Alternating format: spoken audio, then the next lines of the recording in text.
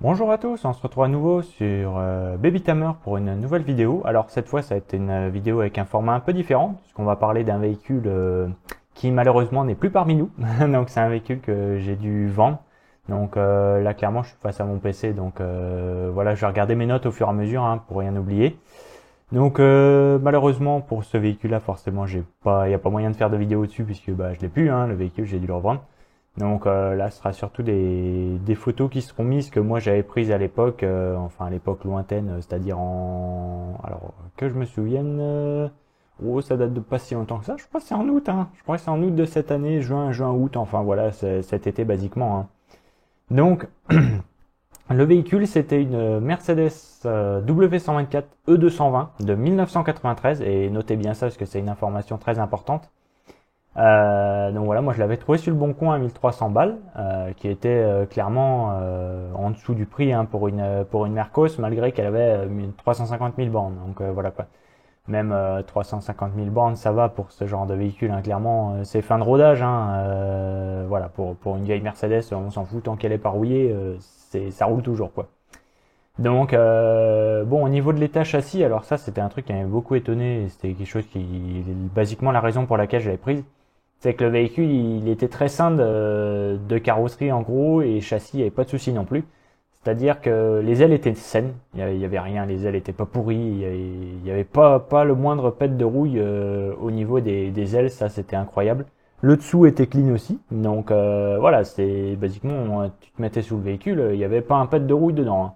Là c'était sûr que là au moins elle était tranquille là-dessus.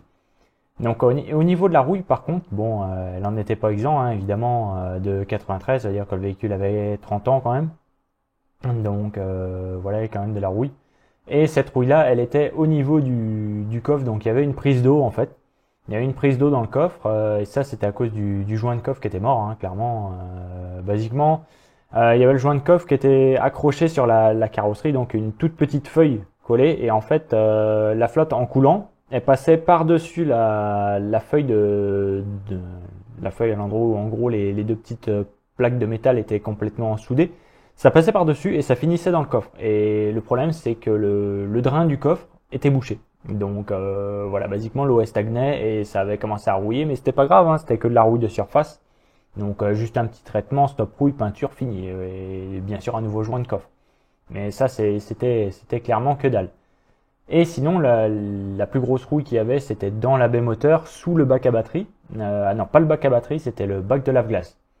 En gros, sous le bac de lave-glace, normalement, il y a un drain aussi. Et le problème, c'est que ce con-là, il s'était aussi bouché. Ce qui fait que l'eau restait stagnée en permanence dès qu'il flottait. Donc voilà, ça avait fini par rouiller. Mais le carrossier, lui, m'avait fait un prix du coup pour le traitement coffre. Coffre qui était quand même, bon, il était un taquet, mais ça allait quoi. Et pour les deux, il me faisait ça pour 700 balles. Donc moi, je me suis dit, bon, ça passe quoi. Pour 700 balles, ça passe. Il y a bien pire niveau carrosserie. Surtout certains qui se font clairement plaisir, les carrossiers maintenant, ça coûte très cher. Donc voilà, pour ces problèmes-là, moi, je m'inquiétais pas quoi.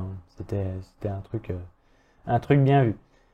Ensuite, au niveau des autres problèmes, donc il y avait un impact sur le pare-brise et un feu qui était poqué. Donc je vais mettre ça en photo au fur et à mesure, de l'avancement.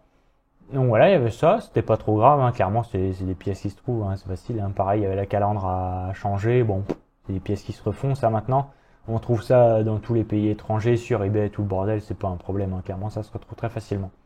Donc au niveau des problèmes, et clairement ça va être l'énorme souci qui a fait que moi j'ai dû revendre le véhicule, on va y aller tranquillement, et c'est sur la partie mécanique. Alors ça honnêtement, je pensais jamais vraiment avoir à m'inquiéter de la partie mécanique, parce que c'est la chose pour moi qui est la plus rassurante.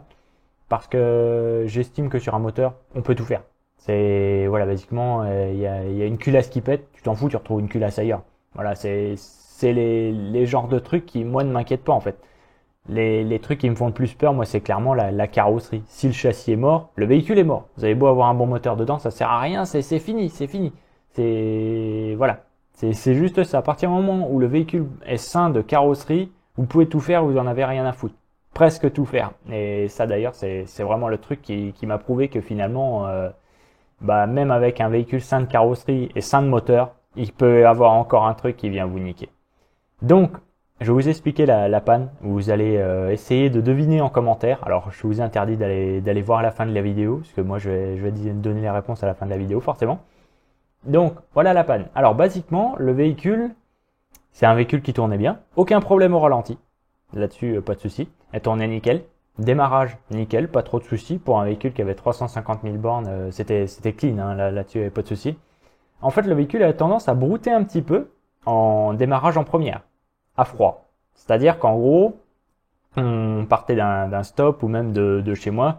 En gros, elle avait tendance à brouter un petit peu, vu que moi je suis pas du genre à forcer le gaz. Hein. Clairement, quand on voit les bagnoles que j'ai, c'est que des bagnoles de papy. Et je conduis pas vite, hein. Clairement, moi, pour ça que j'ai que des petits moteurs, hein. 1,8 litre, voilà, 1,8 litre, 1,6 litre, 90 chevaux, c'est bon, ça suffit, hein. Y a pas besoin de plus. Donc voilà. Et en fait, le véhicule avait tendance à brouter, même très sévère dans les démarrages à froid. Donc voilà, c'est ça la panne. Juste ça, hein. Y a rien d'autre. L'embrayage, ça va. L'embrayage était bon, il n'y avait pas de souci là-dessus. Donc voilà, maintenant vous cherchez, vous mettez vos théories. Donc je pose ça là. Et on va s'attaquer à d'autres soucis qui, eux, moi j'avais tout prévu. Hein. Clairement, j'avais prévu un énorme budget de restauration pour ce véhicule-là. Je crois que j'avais prévu genre 3 ou 4 000 euros, quoi. Enfin voilà, quoi. Moi, je voulais vraiment la remettre en état presque nickel. Hein. Clairement, c'était une très bonne base cette bagnole. Donc voilà, moi j'étais parti. Hein. Donc sur le moteur, il y avait clairement un joint de cache culbuteur parce qu'il y avait de l'huile en gros qui suintait. C'était pas encore grave, mais ça devait être fait. Hein. Dans tous les cas, moi j'avais prévu de faire ça, donc voilà, ça c'était à faire. Il y avait aussi une fuite au niveau du renifleur d'huile, rien de grave, c'était juste que le caoutchouc était un peu fracturé parce que bon, vu avec l'âge, hein, forcément le machin il a 30 ans et le véhicule a eu tendance à surchauffer de temps en temps dans les bouchons notamment. Bon ça voilà un autre petit souci, mais qui moi m'inquiétait pas parce qu'avec moi le seul moment où j'ai roulé avec, elle surchauffait pas quoi. Donc voilà, pour moi ça devait être soit un radiateur encrassé ou voilà quoi, il y avait quelques purges, un bon nettoyage et c'était reparti ça normalement. Donc voilà. Il y avait aussi, alors d'après la liste, hein, voilà, parce que j'ai le truc sous les yeux. Il y avait un problème aussi visiblement avec la clim. Je devais juste être la clim déchargée, donc voilà, basiquement il y avait que de l'air chaud à sortir au chauffage dans l'habitacle et c'était pas les molettes de réglage dans l'habitacle non plus, parce que dès qu'on réglait la température, en gros, si on tend bien l'oreille, on entend le petit système qui justement gère l'ouverture de la vanne en fait. Par exemple, on fait sur Maxantia, on va l'entendre le truc quand on tourne la molette de température, on va l'entendre s'ouvrir ou se fermer. Donc voilà, c'était clairement pas ça pour moi. Donc voilà, elle était, alors que je regarde, oui voilà, on a étudié ça. Donc il n'y avait pas trop de soucis majeurs clairement là-dessus. Hein. Il y avait un voyant ABS allumé, mais ça, enfin non, c'était pas ABS, c'était airbag. Donc je rajoute ça. C'est un autre truc qui est lié au problème qu'elle avait de broutage. Alors vous allez me dire, putain c'est quoi ce bordel, comment ça se fait que c'est lié? Et ben vous allez voir à quel point c'est un truc de fils de pute ça. Et maintenant, dès que je vois un véhicule, je me méfie de ouf, parce que c'est vraiment un truc qui peut vous flinguer un véhicule et voilà quoi, c'est sadique, littéralement sadique. Donc, il y avait le problème d'airbag là comme je disais, donc voyant airbag qui reste allumé, SRS hein, en fait, hein, c'est juste ça. Donc, maintenant, je vais révéler le truc. C'était le faisceau. Et là, je sais que ça va paraître totalement what the fuck de dire que c'est le putain de faisceau, ça venait du faisceau en fait. Et bah, c'était le faisceau.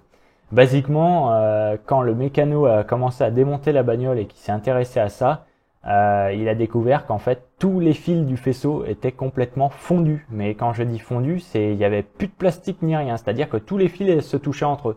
Vous imaginez le bordel que ça devait être niveau électronique dans cette bagnole. C'est limite sapin de Noël quoi. Ça devait être la petite musique ling ling ling ling ling ling ling ling ling. Voilà, c'est absolument la teuf sous le capot quand on voyait la gueule du faisceau. Et ça, il y avait aucune chance que le vendeur le savait. Moi-même, aucune chance que je puisse voir ça quoi. C'est vraiment la panne de fils de pute quoi. C'est-à-dire que même un mécano il regarde le moteur, il y a aucune chance qu'il comprenne à moins qu'il commence vraiment à démonter le truc. Le mécano, il avait viré le capot, il avait tout viré, hein. Il s'était bien fait chier pour retrouver ça. Et en fait, du coup, on revient au problème de broutage. C'était que, vu que le faisceau était complètement cramé au petit contacteur débitmètre, vous savez, pour régler l'ouverture, et en fait, ce truc, les faux contacts qu'il y avait là-dessus à froid, ça faisait que le débitmètre, il savait pas du tout quoi faire, donc le véhicule broutait à froid en fait. Une fois démonté, plus de problème, le véhicule tournait nickel. Donc voilà, c'est parti de ça. Et en fait, quand le mécano, lui, il a remonté le faisceau, parce il est parti dans tous les sens, il a tout regardé et basiquement, tous les fils étaient cramés de chez cramé. Donc soit un faux contact, infiltration d'eau, en tout cas impossible de savoir, soit une surtension, enfin bref, vraiment un truc totalement con. Et le souci, c'est que là-dessus, bon bah le mécano, il a forcément essayé de trouver la pièce, hein. Il a appelé Mercos directement. Bon bah il faisait plus, hein, forcément pour un véhicule de 30 ans. Impossible de choper un faisceau neuf. Il a regardé d'occasion, impossible de retrouver un faisceau, évidemment, qui convenait pour ce véhicule, parce que c'est là que ça va se révéler vraiment sadique. En fait, cette bagnole-là, elle s'est retrouvée en plein milieu d'un changement de phase chez Mercedes pour le modèle W124. C'est-à-dire qu'elle avait un moteur de l'ancienne génération mis sur une carrosserie de nouvelle génération avec une finition qui elle-même était toute nouvelle. C'est-à-dire qu'il y avait des trucs, notamment au niveau de la clim, qui étaient tout nouveaux. C'est-à-dire que ça ne se faisait pas avant. C'est vraiment un énorme changement là-dedans. Ce qui faisait que le seul moyen pour moi de retrouver un vaisseau, c'était de choper une bagnole dont le faisceau n'avait pas cramé, qui était du même modèle, de la même année, avec le même moteur et les mêmes options et la même finition. Donc basiquement, aucune chance de retrouver ça. C'était basiquement foutu. Et puis après, pour trouver une casse qui accepte de se casser les couilles à sortir un faisceau complet sans le péter de ce genre de truc, c'était chance zéro, quoi, clairement. Et même après, vous imaginez le boulot que ça aurait été pour mon mécano de remonter un faisceau complet. C'est bonjour l'horreur, quoi. Donc voilà, moi malheureusement, c'est ça qui a niqué cette bagnole, parce que tout le reste, il n'y avait pas de souci, elle tournait nickel, hein. Une fois lancée sur la rocade, elle était hyper confortable. Bon bah il y avait d'autres soucis, hein. Il n'y avait pas que ça. Mais voilà, c'était une très bonne bagnole malgré tout. Et ça, c'est vraiment le truc qui m'a tué sur cette caisse-là. Sinon, bah, je l'aurais encore et j'aurais fini de la restaurer, quoi, hein. Donc voilà, parce que mine de rien, bon, il y avait pas mal de trucs à faire, hein, comme je l'ai déjà dit plein de fois. Il y avait par exemple les suspensions arrière qui étaient complètement foutues, c'est-à-dire que c'était un bateau à l'arrière. Mais moi, je m'en bats les steaks, je roule en Citroën, donc les suspensions arrière, c'est pas un problème, hein. Clairement, elle roulait nickel. Bon, fallait passer les deux dames tranquillement, parce que sinon elle s'enfonçait. Mais voilà, quoi, c'était pas non plus un gros souci. Au niveau de l'habitacle aussi, elle était usée, mais c'est pas grave, c'est l'habitacle. Ça se refait tout ça, un petit coup comment ça s'appelle, de cellier, et puis voilà, vous avez un intérieur neuf, quoi. C'était pas des problèmes qui étaient insurmontables, mais malheureusement, celui-là, bon bah, il était insurmontable, quoi. C'était vraiment faute à pas de chance, ou alors faute à mes connaissances, malheureusement. J'aurais peut-être dû m'intéresser plus que ça au modèle et voir qu'elle se trouvait pile avec une nouvelle finition dans un moment où les phases elles changeaient, quoi. Donc voilà, maintenant je fais attention. Je fais plus attention à ça, parce que c'est des coups à se retrouver dans la même situation que moi, qui est vraiment totalement conne, et d'avoir un véhicule qui finalement ne peut pas être restauré. Donc moi j'ai calculé à peu près au niveau des pertes sèches. Moi je l'ai acheté 1300 balles en comptant voilà, 1300 balles prix vendeur, hein, clairement c'est le prix là que moi je l'ai acheté.